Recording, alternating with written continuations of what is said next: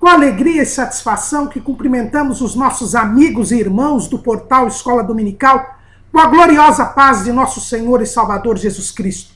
Estamos dando início a um apêndice ao trimestre. Os irmãos sabem que todas as vezes que nós estudamos um trimestre na Escola Bíblica Dominical, o portal Escola Dominical faz um estudo a ver se pode de alguma forma contribuir com um apêndice, um ou mais apêndices, com um acréscimo ao estudo do trimestre. Longe de nós dizer que a lição da CPAD está incompleta. Não é este o nosso objetivo. Apenas, dentro do assunto que foi elaborado, vermos se há condições de trazermos mais subsídios para os irmãos, tanto para os irmãos complementarem as suas aulas da Escola Bíblica Dominical, como aproveitarem o próprio tema da Escola Bíblica Dominical para outras reuniões de ensino da igreja, o culto de doutrina, algum seminário, enfim, poderem complementar aquilo que foi estudado durante o trimestre. Neste primeiro trimestre de 2015, nós estamos tendo um belíssimo estudo da autoria do pastor Ezequias Soares da Silva sobre os 10 mandamentos, valores divinos para uma sociedade em constante mudança. Estudamos na parte introdutória as circunstâncias em que a lei de Moisés foi dada ao povo de Israel. Vimos também que a lei divina, ela tem preceitos morais que independem do pecado. E na conclusão deste trimestre, vemos também, por isso, o papel que a lei tem em relação à igreja, a igreja em relação à lei, e estudamos os 10 mandamentos, as 10 palavras que Deus proferiu ao povo de Israel no Monte Sinai. Em apêndice a este trimestre, nós iremos estudar o novo mandamento. Se nós abrirmos as nossas Bíblias lá em João, capítulo 13, versículo 34, que é o texto áureo deste apêndice, nós vamos encontrar as seguintes palavras do Senhor Jesus. Um novo mandamento vos dou, que vos ameis uns aos outros, como eu vos amei a vós, que também vós uns aos outros vos ameis. Jesus, nas suas últimas instruções aos seus discípulos, disse que estava dando um novo mandamento.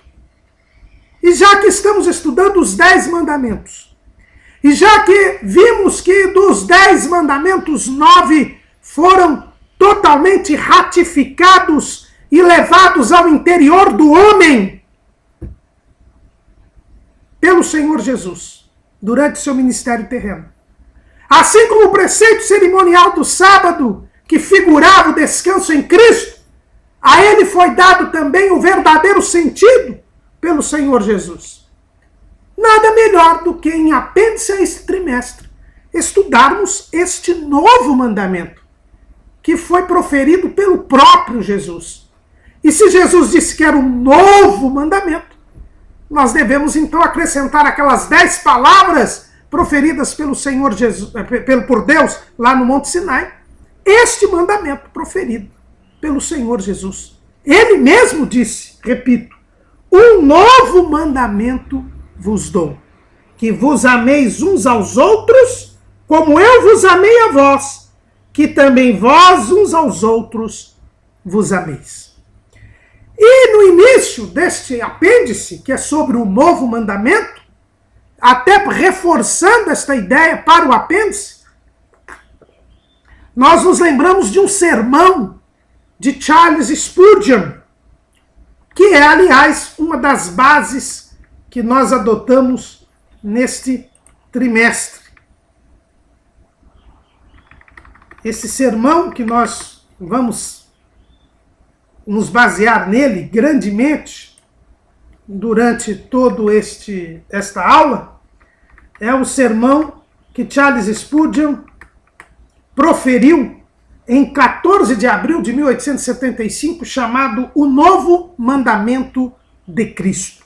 Nós colocamos aí um link de trechos deste sermão em português e também do próprio sermão inteiro em inglês.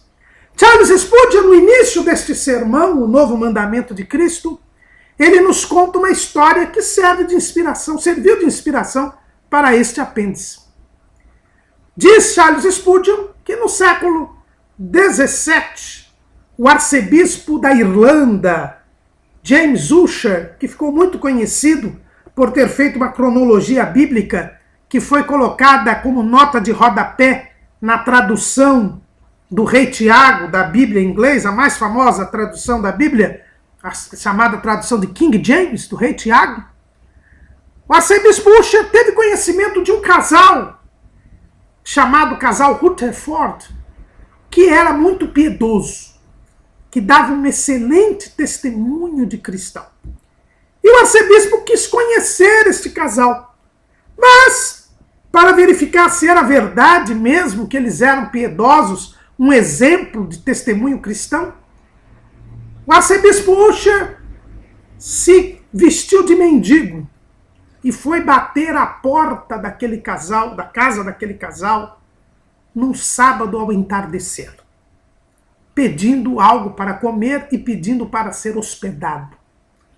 E aquele casal, mostrando realmente que tinha um grande testemunho cristão, acolheu aquele mendigo como outras pessoas, e aquele mendigo então pôde participar do jantar. Antes do jantar, porém, aquele casal dava um estudo bíblico. E depois do estudo bíblico, fazia perguntas àquelas pessoas que estavam desfrutando da sua filantropia, da sua caridade. E ao chegar àquele mendigo, que era o arcebispo, e eles não sabiam que era o arcebispo, perguntaram àquele mendigo quantos eram os mandamentos de Deus. E aquele mendigo respondeu: 11. São 11 os mandamentos. A senhora Rutherford, ao ouvir esta resposta, disse para aquele mendigo que era uma vergonha ele não saber quantos eram os mandamentos. Que qualquer criança de 6 anos na sua paróquia sabia que os mandamentos eram 10. E que ele devia se atinar, ter mais as coisas de Deus. Foram eles para o jantar. O mendigo tomou o seu banho e foi dormir. Pela madrugada, o arcebispo acordou e viu que a senhora Rutherford e o senhor Rutherford oravam fervorosamente na madrugada. Ele aguardou que eles terminassem a oração e se deu a conhecer para eles como sendo o arcebispo Ussher. E se prontificou a, no domingo pela manhã, pregar na paróquia do senhor Rutherford. E o arcebispo Ussher pregou naquele dia sobre o 11º mandamento. Exatamente este. Um novo mandamento vos dou, que vos ameis uns aos outros, assim como eu vos amei. Que como eu vos amei, assim vós vos ameis uns aos outros. E a partir daquele dia, o casal Rutherford disse para o arcebispo que nunca mais se esqueceria que os mandamentos eram 11. É por isso que nós, dentro desta história e deste sermão de Charles Spurgeon, vamos estudar este novo mandamento, que também é chamado do 11º mandamento, o mandamento dado por Jesus aos seus discípulos. Para nós estudarmos este novo mandamento, é importante lembrarmos algo que já temos estudado durante esse trimestre. Ou seja, de que Deus, ao criar o mundo, ele estabeleceu tanto as leis físicas quanto as leis morais. Ele é o criador de todas as coisas. E foi ele, portanto, quem estabeleceu as leis que regem o universo. O universo, em grego, quer dizer cosmos, que é algo ordenado, algo organizado. Deus não criou o caos. Não. Deus, quando criou as coisas, criou-as todas em ordem. Daí porque a palavra grega para o universo é cosmos, algo ordenado. E algo ordenado porque tem leis. Leis criadas por Deus. Para a natureza, as leis naturais. Quando nós vemos o Salmo 104, nós percebemos, irmãos, como Deus tudo criou ordenadamente. Lá no Salmo 104, o salmista diz assim: bendize, ó minha alma, ao Senhor. Deus meu, tu és magnificentíssimo, estás vestido de glória e de majestade. Ele cobre-se de luz como de um vestido, estende os céus como uma cortina. Põe nas águas os vigamentos das suas câmaras, faz das nuvens o seu carro, anda sobre as asas do vento. Faz dos ventos seus mensageiros, dos seus ministros, um fogo abrasador. Lançou os fundamentos da terra, para que não vaciles em tempo algum. Tu a cobres com um abismo, como com um vestido. As águas estavam sobre os montes.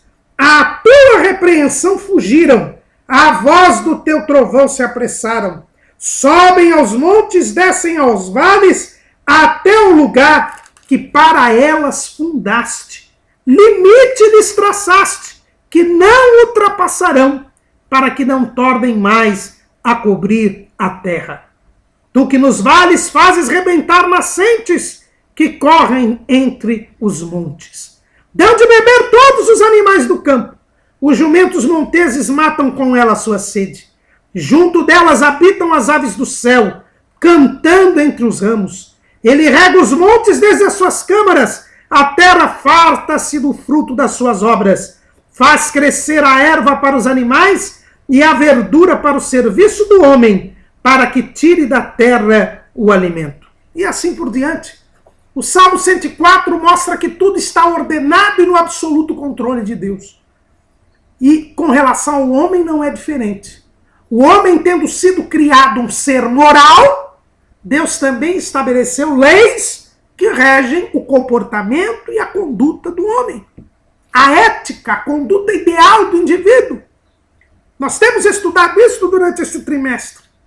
Vimos que os rabinos judeus veem lá em Gênesis 2, 16 e 17 os 7 preceitos dos descendentes de Noé. Vimos que os teólogos ocidentais também veem 7 princípios na narrativa da criação do homem no capítulo 1 e a permanentização no capítulo 2. Tudo isto monta o que nós chamamos de lei moral, que é a declaração da vontade do homem. O Catecismo Maior do Westminster, na resposta à pergunta 93, ele diz que a lei moral é a declaração da vontade de Deus, feita ao gênero humano, dirigindo e obrigando todas as pessoas à conformidade e obediência perfeita e perpétua a ela. Nos apetites e disposições do homem inteiro, alma e corpo, e no cumprimento de todos aqueles deveres de santidade e retidão que se devem a Deus e ao homem, prometendo vida pela obediência e ameaçando com a morte a violação dela. Deus, por ser o Senhor, é Ele quem determina o que é o certo, o que é o errado, o que é o bom e o que é o mal. A lei moral é estabelecida por Deus desde a criação. E quando o homem pecou e perdeu a comunhão com Deus, Deus pôs na consciência do homem esta lei. É o que nós vemos lá em Romanos, capítulo 2, versículos 14 e 15. Paulo diz assim: porque quando os gentios que não têm lei fazem naturalmente as coisas que são da lei, não tendo eles lei, para si mesmos são lei, os quais mostram a obra da lei escrita em seus corações, testificando juntamente a sua consciência e os seus pensamentos, quer acusando-os, quer defendendo-os. Deus pôs no homem a consciência, para que o homem soubesse e não tivesse desculpa da lei moral de Deus.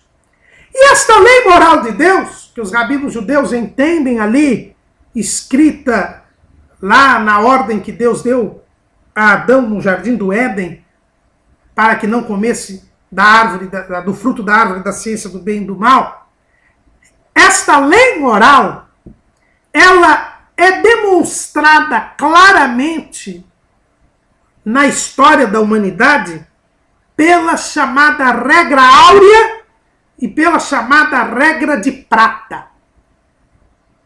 Hoje, em dias em que se fala em ecumenismo, em diálogo interreligioso, tem sido muito estudado a respeito desta regra áurea, que é uma regra de comportamento, que é a base da chamada ética da reciprocidade, que é considerado o ponto de concórdia de todas as religiões, todos os credos religiosos que nós temos na face da Terra. A ponto de ter havido uma declaração deste Parlamento Mundial das Religiões, que é promovido pela Organização das Nações Unidas, e que entendemos seja um órgão preparatório para a ditadura do anticristo, nós verificamos ali este preceito, presente em todas as religiões. É a chamada regra áurea. E o documento mais antigo em que esta regra áurea é encontrada, ou regra de ouro, é num papiro lá do Antigo Egito, chamado Relato do Camponês Eloquente, que data de 1970, entre 1970 e 1640 antes de Cristo. E este relato diz o seguinte, e nós vamos ler aqui, e os irmãos entenderão o que é esta regra de ouro. Diz assim o relato: é justamente o preceito: age para com aquele que age para fazer com que ele haja. Isto é agradecer a alguém por aquilo que ele faz. Isto é evitar qualquer coisa antes de ser lançada. Isto é dar uma instrução a alguém que é mestre artesão. A regra de ouro é aquela que diz que nós devemos fazer para o outro aquilo que nós queremos que o outro nos faça. Essa regra de ouro, o documento mais antigo é esse relato do Antigo Egito. Mas nós encontramos também em Confúcio, o grande filósofo chinês, que dá origem a uma religião filosófica, uma filosofia religiosa que é o confucionismo. E nós encontramos lá num dos livros de Confúcio, chamado Analectos, o seguinte: Shung Kung, que era um discípulo de Confúcio, inquiriu sobre a benevolência.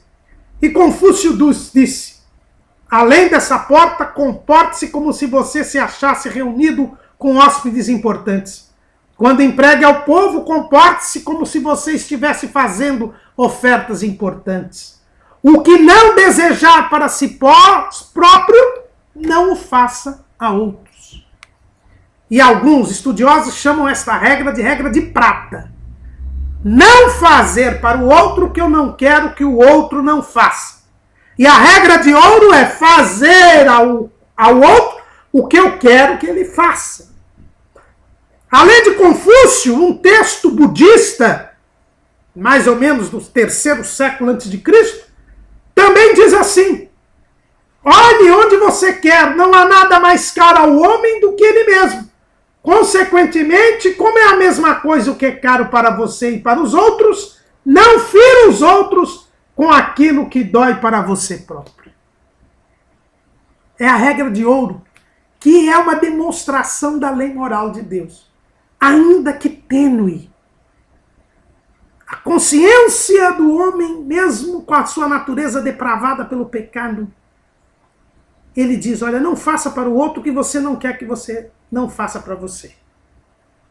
Hillel, o grande rabino que viveu entre os anos 60 a.C. e 9 depois de Cristo, juntamente com Shammai, os grandes rabinos que montaram as escolas rabínicas que existiam na época de Jesus, Hillel, e está escrito no Talmud, ele também repete a regra áurea.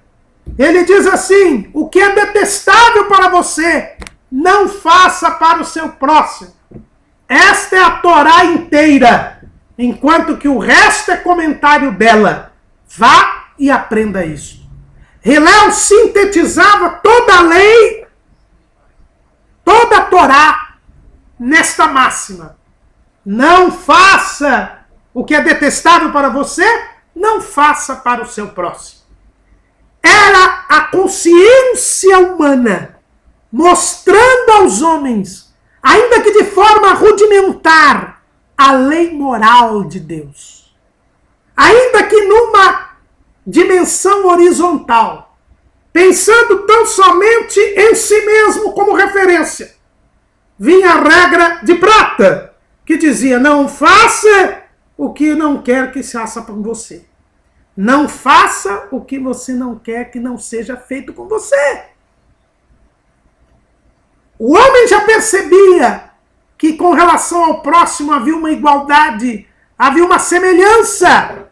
Apesar da obnulação do pecado, o homem percebia que havia uma lei moral a reger a humanidade.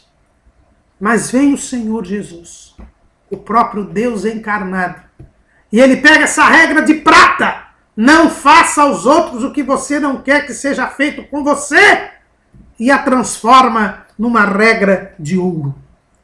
Terminando o Sermão do Monte, lá em Mateus capítulo 7, versículo 12, Jesus termina todos os seus ensinamentos do Sermão do Monte, onde nós vimos que ele leva os mandamentos ao interior do coração do homem. Jesus diz assim, concluindo o Sermão do Monte, porque depois desta frase que Jesus vai falar, que é a regra de ouro, ele vai falar a parábola dos dois caminhos, ele vai dar uma orientação contra os falsos profetas, e depois falará da parábola das duas casas, das duas casas dos dois edificadores, e termina o seu discurso. Portanto, em termos de preceito, em termos de doutrina e não de ilustração, Jesus termina com esta frase, o Sermão do Monte, o seu sermão ético. Portanto, tudo que vós quereis que os homens vos façam, fazei-lo também vós, porque esta é a lei e os profetas. Jesus vai além de Confúcio. Jesus vai além dos escritos do Antigo Egito. Jesus vai além de Hillel. Eles apenas diziam: não faça o que você não quer que os outros não façam com você. Mas Jesus dizia: faça o que você quer que os outros façam. Nesta regra áurea, Jesus, além de já adiantar toda a ética da humanidade, ele avança em direção ao novo mandamento. A lei moral existia desde a criação. A consciência posta no coração na mente dos homens, no espírito dos homens, fez com que ao longo dos séculos, alguns entrevessem uma lei superior, a chamada regra de prata. Não faça o que os outros não querem que não façam com vocês. E nós encontramos isso no Antigo Egito, na China, na Índia, em Israel, com Hillel. Mas agora vem Jesus e vai além e diz: olha, faça o que os outros, o que você quer que os outros façam. Vai além. Tome a iniciativa, não seja simplesmente omisso. Não fique simplesmente passivo, mas seja ativo. Pois aí está a lei moral e a conduta que Deus quer para conosco. Esta regra áurea, Jesus já a avança em relação a todos os outros pensadores, mostrando que ele tinha algo além para nos dar. Mas Jesus, ao indicar esta regra áurea, ele o faz como uma base. Muitos judeus gostam de citar Hillel, que viveu antes do ministério terreno de Jesus, para dizer que Jesus apenas repetira o que disse Hilel. Mas nós dizemos aqui que não é bem isso. Jesus foi além de Hilel e disse que a lei e os profetas se resumiam na regra de ouro, não na regra de prata de Hilel, mas na regra de ouro. Fazei tudo o que quer que os outros façam para você. No seu ministério terreno, Jesus, após ter apresentado esta regra de ouro como a síntese da lei, ele também, em resposta a um doutor da lei, já no final do seu ministério terreno, Jesus sintetiza a lei de Moisés em 2 mandamentos. Nós vimos isto muito durante o trimestre. Lá em Mateus capítulo 22, versículo 35, Jesus disse assim: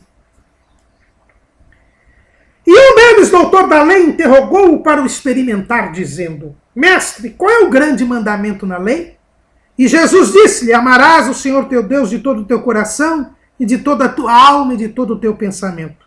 Este é o primeiro e grande mandamento. E o segundo, semelhante a este, é: amarás o teu próximo como a ti mesmo. Destes 2 mandamentos depende toda a lei e os profetas. Jesus se aproximava do final do seu ministério terreno. E como ele havia, quando ele deu a sua doutrina, já havia apontado a regra de ouro, que era superior à regra de prata, ele agora, quando perguntado por esse doutor da lei, ele disse que a lei de Moisés, todas os 613 preceitos, podiam ser sintetizados em 2 mandamentos. Amarás ao Senhor teu Deus de todo o teu coração, de toda a tua alma, de todo o teu pensamento, e amarás o teu próximo como a ti mesmo. Nós vimos que Jesus sintetiza as 2 tábuas da lei. A primeira tábua, o relacionamento de Deus com o homem. Amarás o Senhor teu Deus de todo o teu coração, de toda a tua alma, de todo o teu pensamento. A segunda tábua, o relacionamento do homem com o próximo. Amarás o teu próximo como a ti mesmo. Vemos aqui então, irmãos, que Jesus reduzia a lei e os profetas a estes 2 mandamentos. Tudo disso, dizia Jesus, toda a lei e os profetas dependem destes 2 mandamentos. Mas ao indicar a lei do reino de Deus, que era superior à lei de Moisés, pois nós nos lembramos que no Sermão do Monte, Jesus inicia o Sermão do Monte dizendo o seguinte, capítulo 5, versículo 20 de Mateus: Porque vos digo que se a vossa justiça não exceder a dos escribas e fariseus, de modo nenhum entrareis no reino dos céus. Então Jesus simplifica todos os 613 mandamentos em 2. Amar a Deus e amar ao próximo. Mas ele apresenta uma lei que é superior. Porque a lei que regeria um pacto superior ao pacto firmado no Monte Sinai. E ele diz que neste pacto superior, a lei e os profetas deveriam, como ponto de início, ter a regra de ouro: fazei o que quereis que vos façam. Jesus simplifica a lei, mas apresenta uma lei superior, cuja base era a regra áurea.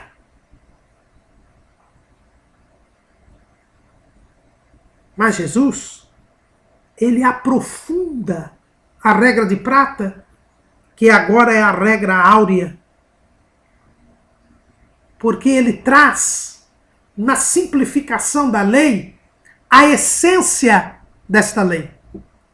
E a essência desta lei era o amor. Quando ele reduz os 613 preceitos a 2 preceitos, Jesus diz que a essência dos 2 preceitos é o amor. Amar a Deus, amar ao próximo. E na regra áurea que Jesus trouxe, fazei o que quereis que vos façam, ele traz a ideia do amor. Porque quem ama toma a iniciativa. Não fazer o que não quereis que vos façam, não vos façam, que era a regra de prata encontrada em Confúcio, encontrada no Antigo Egito, encontrada em Hillel, era egoística. É uma omissão. Mas Jesus agora vai para a ação. E Jesus já vai indicando qual é o patamar superior da lei de Deus, da lei moral, da lei que seria inscrita nos corações e não em tábuas de pedra. O amor. Jesus estabelece uma dimensão vertical que faltava na regra de prata, que só pensava na reciprocidade. É por isso que se diz que a regra de prata ela dá origem à ética da reciprocidade, que, aliás, também está na regra áurea. Embora a regra áurea seja um aprofundamento, porque traz o amor, traz a iniciativa, na verdade, na regra áurea, eu ainda tenho a reciprocidade.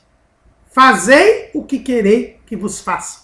Eu ainda estou na dimensão horizontal. Mas Jesus, ele traz a dimensão vertical. A dimensão vertical.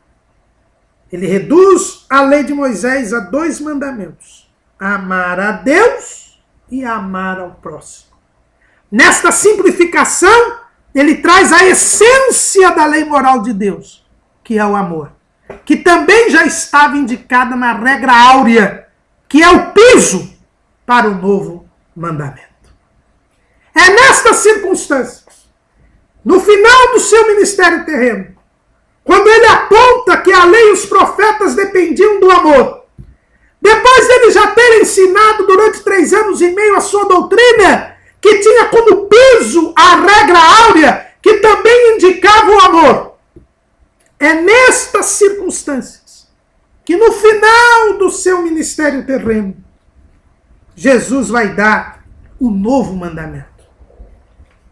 Quando nós abrimos a Bíblia no Evangelho segundo escreveu João, capítulo 13, no versículo 1, nós lemos o seguinte: ora, antes da festa da Páscoa, sabendo Jesus que já era chegada a sua hora de passar deste mundo para o Pai, como havia amado os seus que estavam no mundo, amou-os até o fim. É muito interessante que nós verifiquemos esta afirmação do apóstolo João. João coloca o ambiente em que Jesus irá dar o novo mandamento, que é o ambiente das suas últimas instruções, que começam exatamente aqui neste capítulo 13 e vão até o capítulo 16, quando Jesus dá as últimas instruções aos seus discípulos. O ambiente respirava amor. Jesus havia amado os seus. E agora que sabia que estava chegando a sua hora, ele os amava até o fim. E aqui nos mostra, irmãos, algo importantíssimo. É que Jesus primeiro fazia para depois ensinar. Foi o que o médico Lucas, aquele pesquisador científico, escreve em Atos, capítulo 1, versículo 1. Fiz o primeiro tratado a Teófilo acerca de Jesus, acerca de tudo que Jesus começou, não só a fazer, mas a ensinar. Por isso que o ensino de Jesus era diferente do dos escribas e dos fariseus. Por isso que o ensino de Jesus tinha autoridade, porque ele primeiro fazia para depois ensinar. E o capítulo 13 de João começa mostrando que Jesus estava amando os seus discípulos. E é por isso que ele ia mandar que os seus discípulos amassem. Porque ele primeiro amou. E por isso ele podia ensinar o amor. E por isso ele podia mandar o amor. E para dar o novo mandamento, Jesus então, que estava primeiro dando o exemplo do amor, que amava os seus discípulos, esse capítulo 13 de João narra que Jesus então lava os pés dos seus discípulos. E depois de ter lavado os pés dos seus discípulos, Jesus assim se manifestou. Capítulo 13, versículo 12. Depois que lhes lavou os pés, e tomou os seus vestidos e se assentou outra vez à mesa, disse-lhes: entendeis o que vos tenho feito? Vós me chamais mestre e senhor, e dizeis bem, porque eu o sou. Ora, se eu, senhor e mestre, vos lavei os pés, vós deveis também lavar os pés uns aos outros.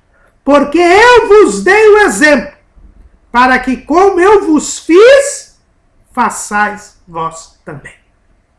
Jesus, então, dá um passo a mais na revelação da lei moral de Deus.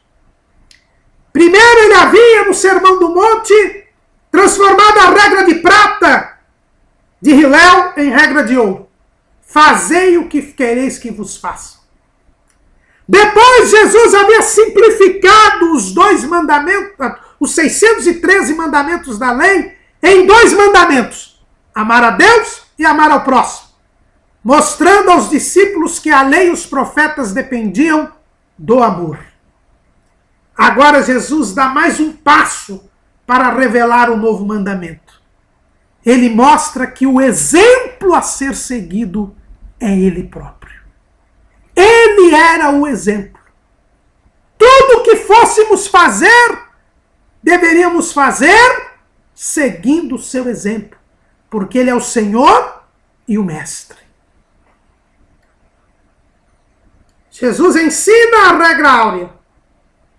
Não é só não fazer o que os outros não querem que você não faça, mas é você fazer. Segundo, Jesus ensina que os 613 preceitos da lei se resumem ao amor a Deus e ao amor ao próximo. E agora, em terceiro lugar, Jesus ensina que tudo o que formos fazer deve seguir o seu exemplo. Tomada de iniciativa. Amor. Exemplo de Jesus.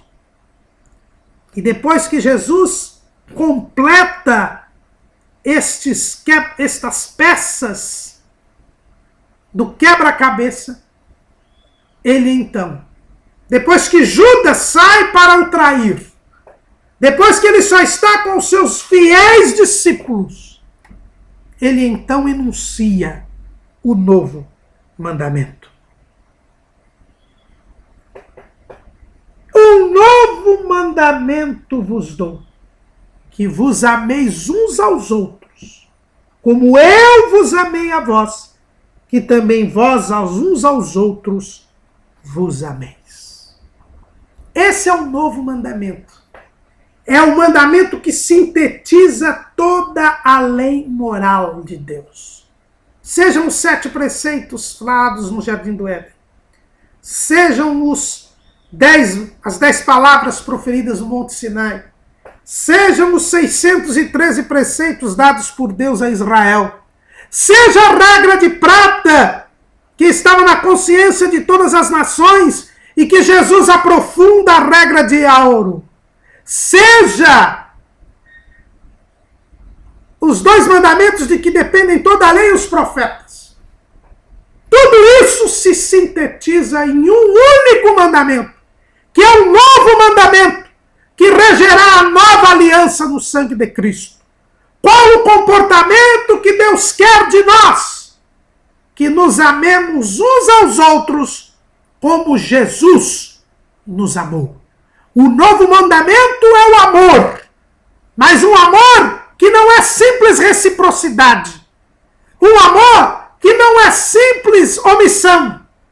Um amor que não é simples tomada de iniciativa, mas é um amor que é o amor de Deus em nós, que nos leva a amar o próximo, porque é um amor centrado na pessoa, no exemplo de Jesus Cristo.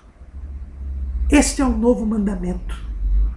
É o amor, mas o amor que Cristo teve por nós.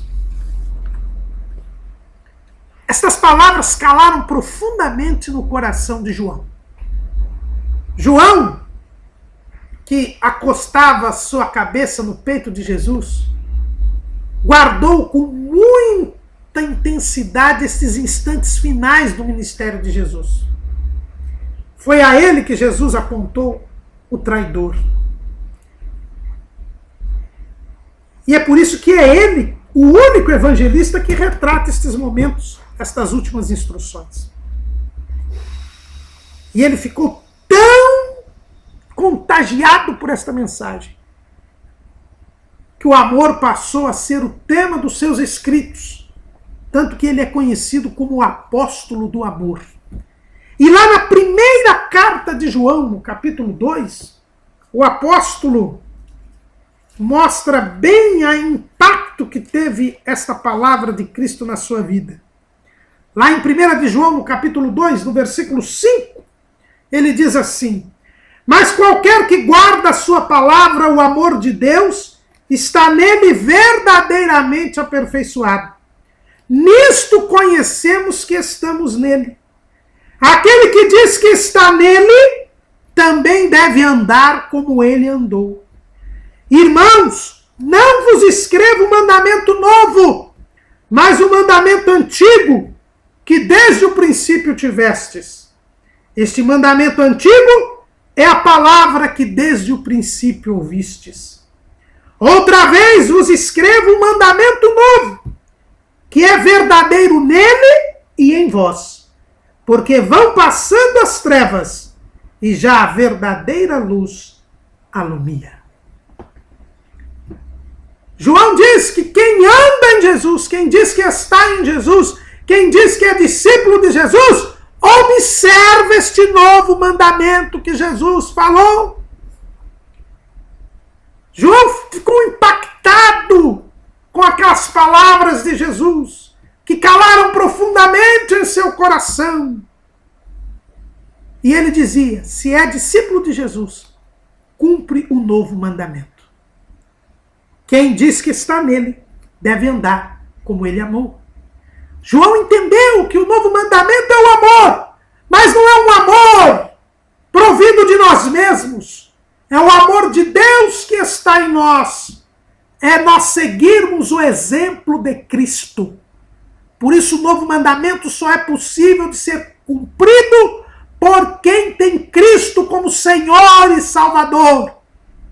Porque eu preciso seguir o exemplo de Cristo para poder amar como ele amou. É diferente de uma simples reciprocidade. Não adianta dizer que todas as religiões do mundo falam a mesma coisa, porque todas elas têm a regra áurea. Não, a regra áurea primeiro foi dada por Cristo, porque todas as outras fazem a regra de prata. Em segundo lugar, não basta a reciprocidade, é preciso ter a dimensão vertical. E eu só consigo ter a dimensão vertical. Eu só consigo entrar em comunhão com Deus e amar e ter o amor de Deus se eu seguir o exemplo de Cristo. Amai-vos como eu vos amei, diz Jesus. Então o novo mandamento só pode ser cumprido por quem é discípulo de Cristo. Porque o novo mandamento é o amor, mas o amor tendo como exemplo a Cristo. Um amor concreto, uma entrega a Cristo. É assim que nós cumprimos o novo mandamento. Mas afinal de contas, o novo mandamento é novo ou é antigo? Porque eu acabei de ler aqui que João diz, no versículo 7, irmãos, não vos escrevo um mandamento novo, mas um mandamento antigo. Mas no versículo 8, ele diz assim, outra vez vos escrevo um mandamento novo.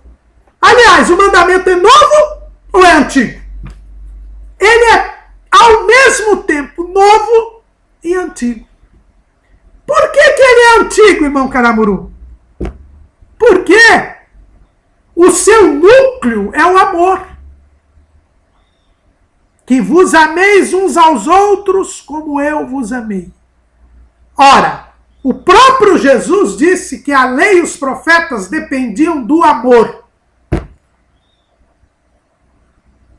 E a lei dada no Monte Sinai não era nada novo em relação à lei dada por Deus ao primeiro casal no Jardim do Éden.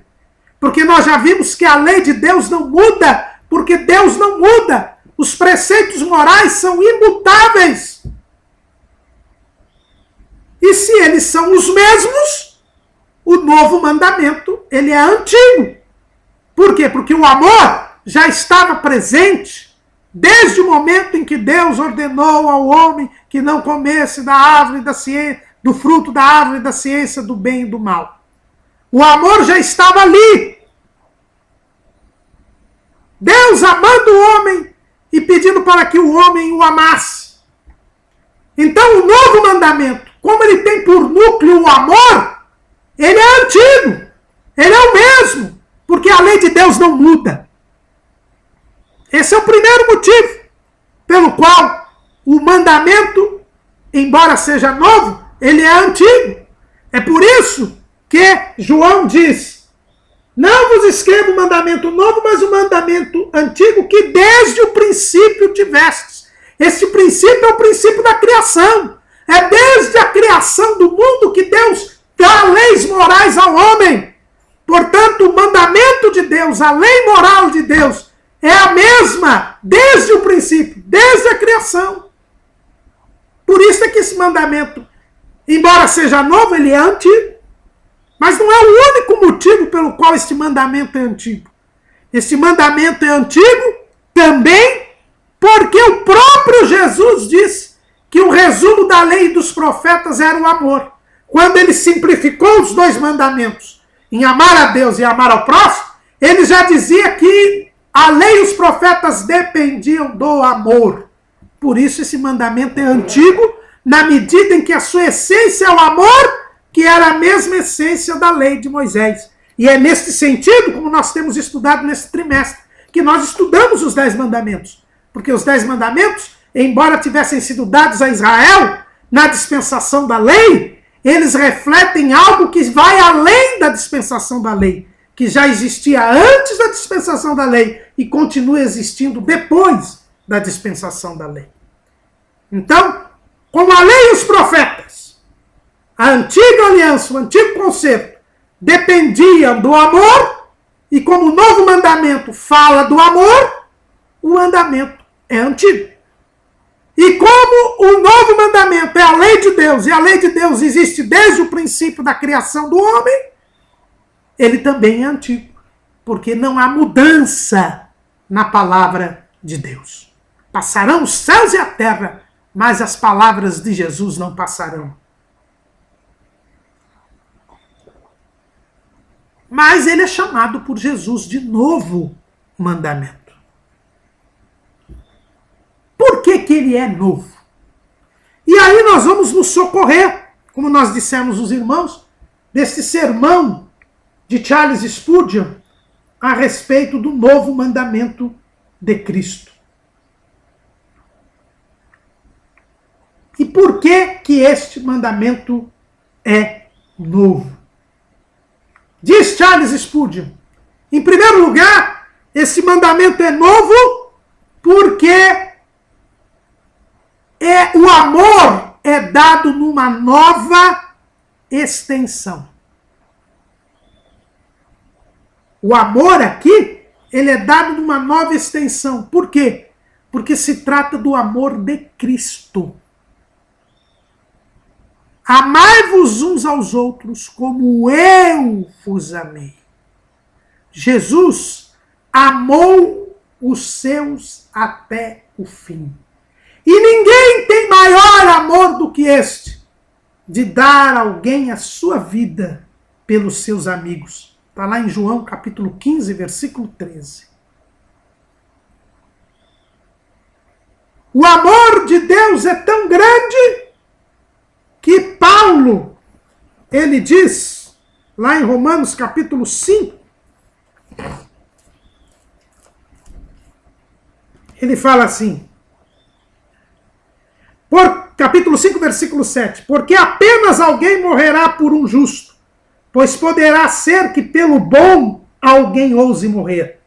Mas Deus prova o seu amor para conosco, em que Cristo morreu por nós, sendo nós ainda pecadores.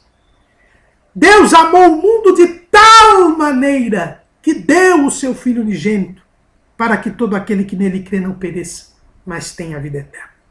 Este mandamento é novo, porque a extensão do amor é o amor de Cristo. O amor que se falava na lei de Moisés. O amor que se pode deduzir dos 7 preceitos dos descendentes de Noé. O amor que era dito na regra de prata ou na regra áurea. Não são tão extensos, tão grandes, quanto o amor que Jesus mostrou morrendo por nós na cruz do Calvário. Por isso esse mandamento é novo, porque traz um amor em uma nova extensão, numa extensão nunca antes vista na humanidade, que foi o amor na pessoa de Jesus Cristo. O amor de Cristo. Por isto, este mandamento é novo, porque traz uma novidade, um novo amor, um amor mais extenso, o amor na plenitude da sua extensão, o amor de Cristo. Mas diz Charles Spurgeon que este mandamento é novo porque existe uma nova razão. Quando Deus deu os 10 mandamentos ao povo de Israel, ele disse, começam as 10 palavras com a seguinte expressão, Êxodo capítulo 20, versículo 2. Eu sou o Senhor teu Deus que te tirei da terra do Egito, da casa da servidão. As 613 mandamentos que Deus deu a Israel e que dependiam todos do amor, estavam baseados numa razão, a libertação de Israel do Egito. Uma libertação política, uma libertação que se pretendia libertação espiritual, porque Deus levou o povo para o Monte Sinai para livrá-lo do pecado. Mas o povo não quis ser liberto do pecado. Foi liberto do Egito, mas não foi liberto do pecado. Não quis ter comunhão com Deus. Não creu em Deus. Não confiou em Deus. Quando Deus disse, olha, vocês ouvirem o sonido longo da buzina, subam ao monte, para que eu possa escrever a lei nos seus corações. Quando o povo viu os trovões, os relâmpagos, o monte fumegando, retirou-se do monte e pediu para que Moisés falasse com Deus. O povo não abandonou o pecado. O povo não confiou em Deus. Mas o novo mandamento, ele tem uma razão maior. Ele não quer libertar o povo de um jugo político. Ele quer libertar o povo do pecado. Se, pois, o Filho vos libertar, verdadeiramente sereis livres. Aquela descendência de Abraão, disse Jesus, era escrava do pecado. Mas agora, este novo mandamento é novo porque traz uma nova razão. Ele quer libertar o povo do pecado. E é por isso que este novo mandamento, ele é aspergido não por sangue de animais, como foram os mandamentos da lei de Moisés. Quando Moisés espargiu sangue sobre o povo e sobre o livro do concerto. Um sangue que apenas cobria o pecado e não tirava o pecado. Mas este novo mandamento, ele é aspergido pelo sangue de Cristo, que livra, que tira o pecado do mundo. Este mandamento é novo porque ele é apoiado em uma nova razão, a libertação do pecado, e não apenas a libertação política do Israel. Terceiro motivo por que esse mandamento é novo, diz Charles Spurgeon, ele é um mandamento novo porque é compelido por novas necessidades. Aliás, porque esse mandamento é novo porque é um novo amor procedente de uma nova natureza e envolvendo uma nova nação. Os mandamentos foram dados a Israel, uma nação milagrosamente criada por Deus, mas que era uma nação formada, concebida em pecado. Uma nação biológica, uma nação carnal, uma nação que nasceu da carne. E o que é nascido da carne é carne, como Jesus ensinou para Nicodemos. Agora, este novo mandamento, ele é dado para uma nova criatura, para uma nação que foi gerada não pela carne, mas gerada pela água e pelo Espírito. Uma nação que é formada daqueles que creem em Jesus e que são novas criaturas, porque quem está em Cristo, nova criatura é. As coisas velhas passaram, eis que tudo se fez novo. Esta nova nação que recebe um novo mandamento tem uma nova natureza, é uma nação espiritual. E por isso recebe um mandamento espiritual e cumpre o mandamento. Porque agora é um homem espiritual, nascido de novo, que tem comunhão com Deus. Por isso este novo mandamento ele é novo, é uma novidade. Porque é um mandamento para um novo homem, para uma nova nação. Onde o amor de Deus mostra que nós somos irmãos no corpo de Cristo. Mas há um quarto motivo pelo qual esse mandamento é novo, diz Charles Spurgeon. Esse mandamento é novo porque ele é compelido por novas necessidades.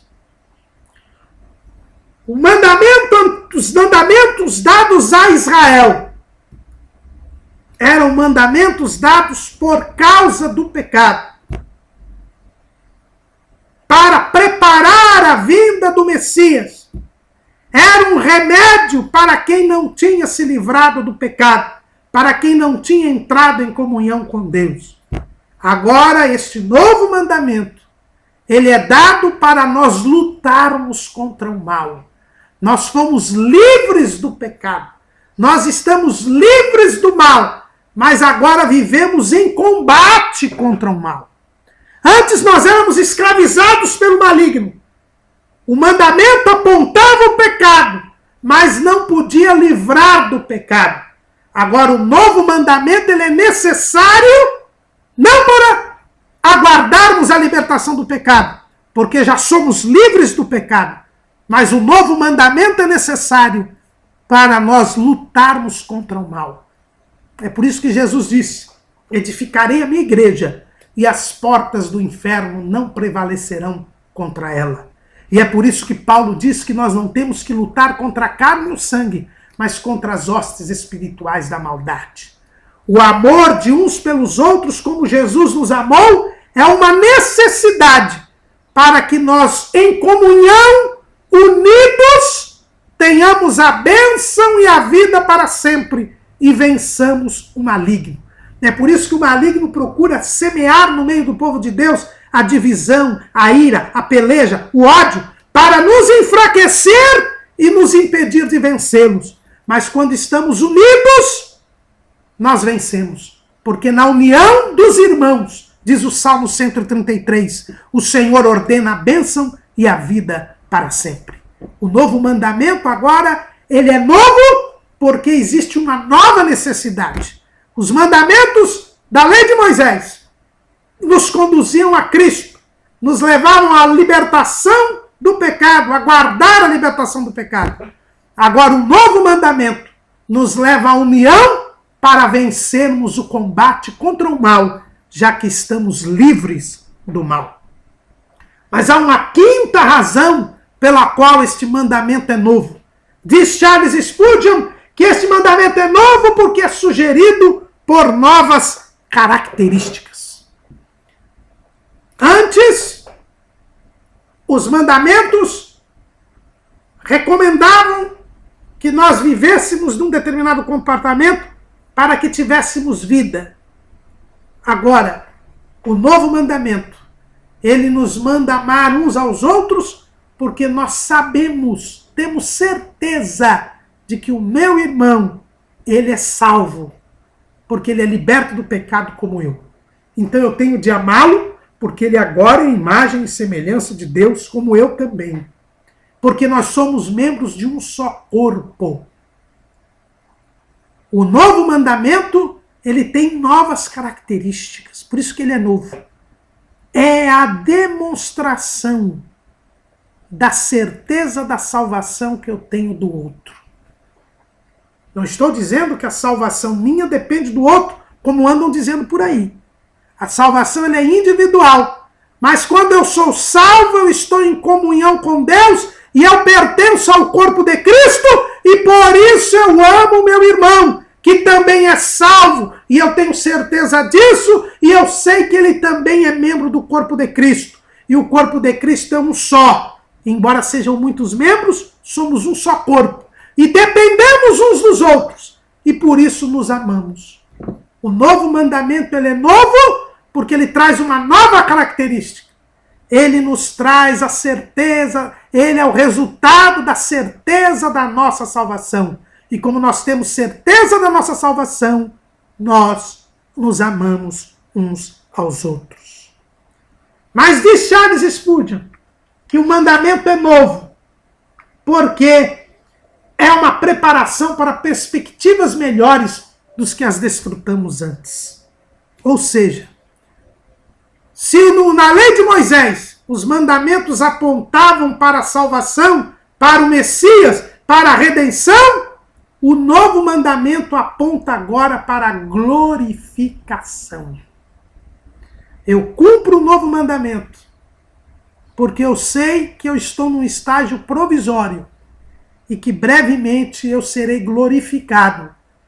E assim como ele é, o veremos e seremos semelhantes a ele. O novo mandamento nos mantém separados do pecado para aguardarmos a glorificação. Enquanto os antigos mandamentos nos faziam esperar a redenção, agora que nós somos redimidos, o novo mandamento nos faz esperar a glorificação. É por isso que o próprio João, que fala tanto do novo mandamento, ele diz assim em 1 de João capítulo 3, versículo 2, amados, agora somos filhos de Deus, e ainda não é manifestado o que havemos de ser, mas sabemos que quando ele se manifestar, seremos semelhantes a ele, porque assim como é, o veremos. E qualquer que nele tem esta esperança, purifica-se a si mesmo, como também ele é puro. O novo mandamento nos leva a esperar a glorificação. O novo mandamento nos faz ter a esperança da volta de Jesus. Mas há um sétimo motivo porque esse mandamento é novo. E aí esse nós não pegamos em Charles Spurgeon, e sim em John Piper. John Piper diz que o novo mandamento não era um preceito isolado para o amor, mas um mandamento incorporado na chamada de Jesus para confiar nele como o Cordeiro de Deus que carregou o pecado para tudo o que precisamos. O novo mandamento, diz John Piper, ele é o sustentáculo e testemunho a todos da nossa fé em Jesus. É através do novo mandamento que nós damos testemunho que somos cristãos. É através do novo mandamento que nós mostramos ao mundo a novidade de Jesus para a humanidade. É através do novo mandamento que nós ganhamos almas para Jesus. É por isso que o próprio Jesus disse, lá em João, capítulo 15, quando ele repete o seu mandamento, ele diz assim, 15:12, o meu mandamento é esse, que vos ameis uns aos outros, como eu vos amei. Através do novo mandamento, nós mostramos ao mundo a realidade do Evangelho. Nós mostramos ao mundo, como Jesus mostrou, que é possível colocar o amor, o cumprimento dos mandamentos, a lei moral como um fato histórico, como um acontecimento, e não como simples palavras escritas em livro ou em tábua de pedra. Até Jesus vir, a lei moral era apenas um desejo de Deus, uma vontade de Deus. Mas com Jesus, a lei moral passou a ser um fato histórico, um acontecimento, uma realidade. E é por isso que este mandamento é novo. Porque o mandamento é novo, porque ele não deixa, ele não é apenas uma vontade, apenas de Deus, mas é uma realidade. Foi realidade na vida de Jesus e é realidade na vida de todos os discípulos de Jesus. É por isso que Jesus disse que é no cumprimento deste mandamento que todos conhecerão que nós somos discípulos. Lá em João 13:35, depois que Jesus enunciou o mandamento, ele disse: nisto todos conhecerão que sois meus discípulos, se vos amardes uns aos outros. Através do cumprimento do novo mandamento, nós mostramos ao mundo que somos discípulos de Jesus, porque o mandamento deixou de ser uma simples declaração da vontade de Deus. Nós lemos aqui que o Catecismo de Westminster diz que a lei moral é a declaração da vontade de Deus. Ela deixa de ser a simples declaração da vontade de Deus para ser uma realidade na humanidade. E é neste momento que nós vemos que não basta apenas nos amar uns aos outros, aos discípulos, aos membros do corpo de Cristo, mas o novo mandamento nos leva a amar até os inimigos. É o que Jesus diz lá no Sermão do Monte, em Mateus 5, 44 a 48. Eu, porém, vos digo, amai a vossos inimigos, bendizei os que vos maldizem, fazei bem aos que vos odeiam, e orai pelos que vos maltratam e vos perseguem, para que sejais filhos do vosso Pai que está nos céus, porque faz que a seu sol se levante sobre maus e bons, e a chuva desça sobre justos e injustos. Pois se me amardes o que vos amam, que galardão havereis? Não fazem os publicanos também o mesmo? E se saudardes unicamente os vossos irmãos, que fazeis demais? Não fazem os publicanos também assim? Sede vós, pois, perfeitos, como é perfeito o vosso Pai que está nos céus. E é aí, irmãos, que nós vemos como Jesus estende muito a própria regra áurea. Por isso que eu disse que a regra áurea é o piso do novo mandamento. Porque, na verdade, nós não fazemos apenas o que queremos que nos façam, mas nós fazemos o bem até aqueles que nos fazem o mal. É aí que nós provamos que somos discípulos de Jesus. É aí que o mundo todo, mesmo que nos odeie, vê que o mandamento é novo, porque ele não é apenas uma declaração da vontade de Deus, mas ele é uma realidade, é um fato. E tanto é assim, irmãos, que nestes atentados que houve na França, daquela revista Charlie Hebdo, foi denunciado o que anda acontecendo na mídia internacional. Alguns grandes nomes da mídia internacional, como a BBC de Londres, por exemplo, dizem que se pode criticar abertamente o cristianismo. Diz que se pode falar mal e ofender e blasfemar contra o cristianismo. Mas não se pode fazer isso com relação ao islamismo. Por quê? Porque o cristão, dizem estes jornais, estes meios de comunicação da mídia internacional, porque você pode falar mal do cristão, ofender o cristão, porque o cristão não revida, o cristão não se vinga. Mas o muçulmano, ele se vinga. Ele não tolera. Os irmãos veem como o novo mandamento é uma realidade no mundo. Todos sabem que aqueles que servem a Jesus amam o próximo, não se vingam, não retaliam, sofrem o dano e oram pelos que maltratam e perseguem. O novo mandamento é avalizado como um fato histórico, uma realidade, até por aqueles que cismam e teimam em ofender a fé cristã.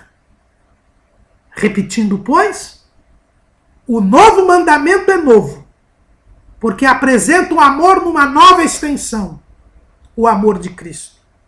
Porque está apoiado em uma nova razão, a libertação do pecado. Porque envolve uma nova nação que tem uma nova natureza, a igreja. Porque é compelido por uma nova necessidade, que é a união dos irmãos na luta contra o mal, mal do qual estão libertos. Porque é sugerido por novas características. É decorrência da certeza da salvação, tanto nossa quanto do irmão. Porque aponta para algo maior, que é a glorificação. Porque nos leva a confiar em Cristo. E é o sustento e o testemunho da nossa fé em Jesus. Porque não é uma mera declaração da vontade de Deus, mas um fato histórico, uma realidade que é reconhecida por todos os homens. É por isso que este é o novo mandamento.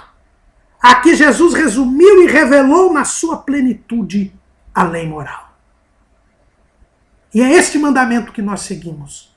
Porque se nos amarmos uns aos outros, como Jesus amou, estaremos cumprindo toda a vontade de Deus.